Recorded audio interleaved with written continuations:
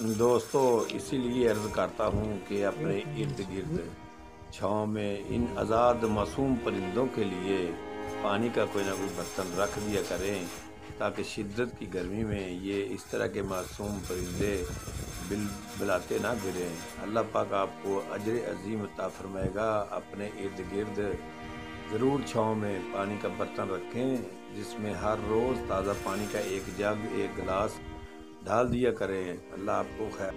آپ کے لیے یہ کوئی کام زیادہ مشکل نہیں ہے۔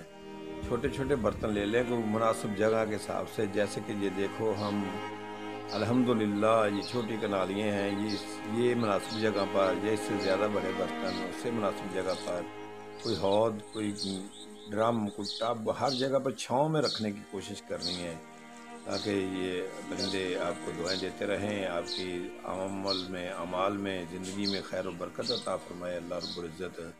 ان پرندوں کا خیال رکھیں، بے شک اللہ پاک رازق ان کا، لیکن آپ ان کا وسیلہ بنیں۔ اللہ پاک کا یہ آپ پر بھی کرم ہوگا، یہ امتحان ہے انسانیت کا بھی کہ وہ پرندوں پر کیا خیال کرتے ہیں۔ امید ہے آپ میری گزارشات پر ضرور غور فرمائیں گے اور اپنے ارد گرد ضرور پرندوں کے لیے پانی کا انتظام کریں گے۔